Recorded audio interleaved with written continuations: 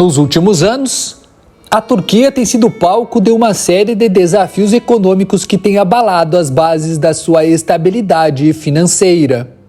O país, que ostenta uma população de 85 milhões de habitantes, hoje está virando um grande buraco de miséria. As consequências são significativas, tanto para a região quanto para o mundo. Hoje, a Turquia está à beira de um grande colapso iminente. Mas como? E por que a Turquia, antissímbolo de riqueza e qualidade de vida, está nessa situação? É isso que vamos esclarecer neste conteúdo. Eu sou Gustavo Mieques Iconeschi e você está no Econotalks.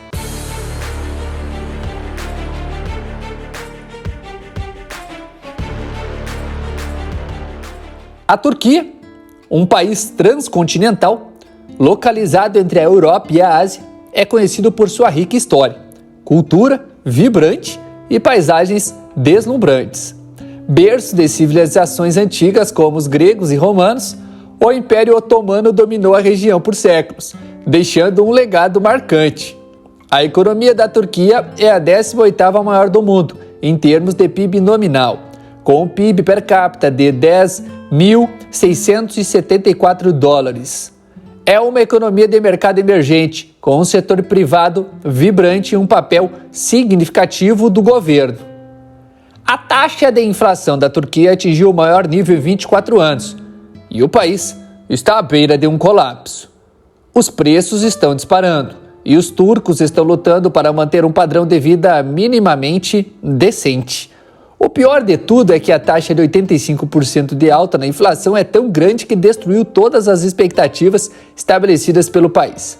De acordo com a agência de notícias britânicas Reuters, a Turquia esperava uma inflação de no máximo 65%. Esta seria a pior de todas as possibilidades. Ainda eram números terríveis, mas pelo menos dentro das expectativas. O Banco Central da Turquia acreditava que, graças às políticas econômicas, a inflação teria uma considerável queda no início de 2024. Mas isso não aconteceu. A inflação só piora ao longo do ano. Vamos voltar agora 20 anos atrás. Nessa época, a Turquia tinha uma das economias mais impressionantes do mundo.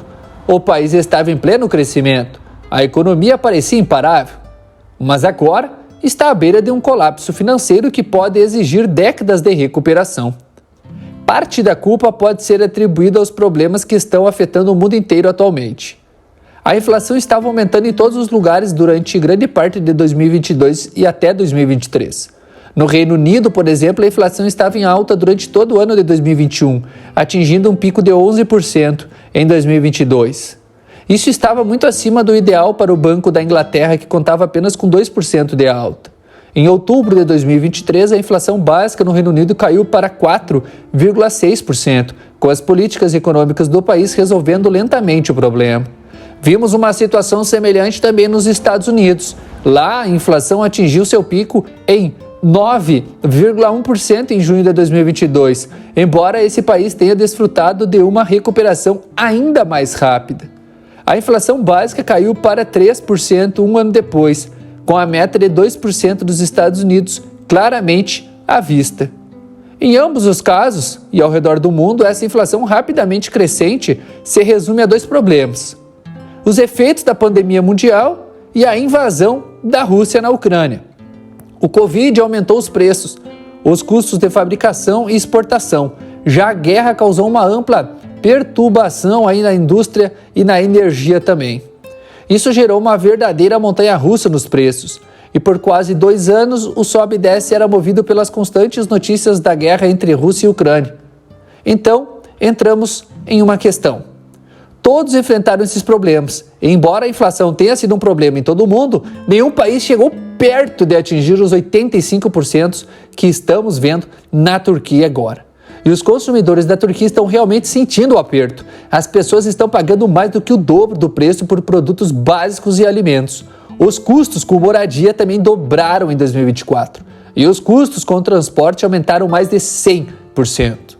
Em um país como a Turquia, com 85 milhões de pessoas, ter o dobro do custo de vida não é nada sustentável. Mas por que a Turquia foi mais afetada pela inflação do que outros países?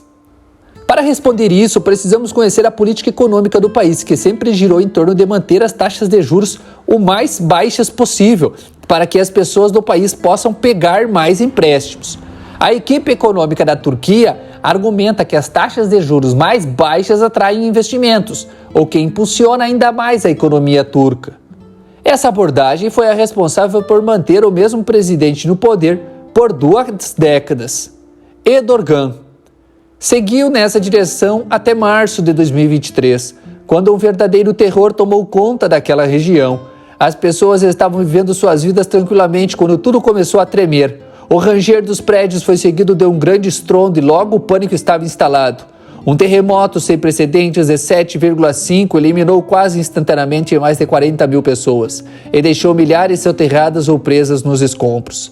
A resposta do presidente foi convencer o Banco Central do país a cortar as taxas de juros. O Banco Central da Turquia afirmou que esses cortes das taxas eram importantes para manter as condições financeiras favoráveis, para preservar o crescimento da produção industrial e a tendência positiva no emprego após o terremoto. E de fato funcionou. Erdogan prometeu continuar cortando as taxas de juros se fosse reeleito. E o povo turco ouviu.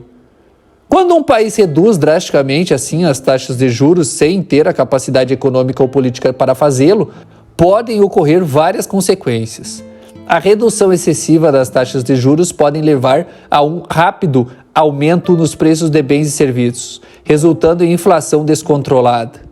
Além disso, investidores podem retirar seu dinheiro do país em busca de melhores retornos em outros lugares, o que pode levar a uma fuga de capital e desvalorização da moeda nacional. Se o governo precisar pedir dinheiro estrangeiro emprestado, a dívida pública fica ainda pior. E assim, as taxas de inflação da Turquia estão tão altas que o país está à beira de um colapso econômico. Tipicamente, um país com alta inflação foca em suas taxas de juros. A ideia é que só aumentar as taxas de juros, as pessoas são incentivadas a economizar mais e pedir menos empréstimos. Isso reduz a demanda por bens e serviços, forçando as empresas a baixarem seus preços, ou então não serão capazes de vender nada. O impacto na população da Turquia é evidente. Eles estão tendo que gastar mais do que nunca apenas para sobreviver. A Turquia também não teve o efeito desejado de atrair investimentos do exterior. A economia da Turquia é diversificada, mas alguns setores se destacam. Ela se baseia principalmente em manufatura, agricultura, turismo e serviços. A indústria se destaca com a produção de automóveis, eletrônicos e produtos químicos.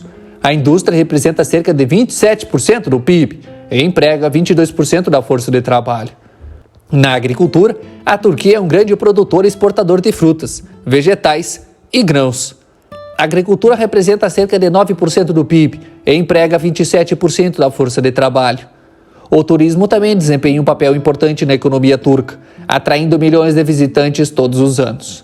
Além disso, a Turquia possui uma localização estratégica que a torna um ponto de conexão entre a Europa e a Ásia, impulsionando o comércio e o transporte.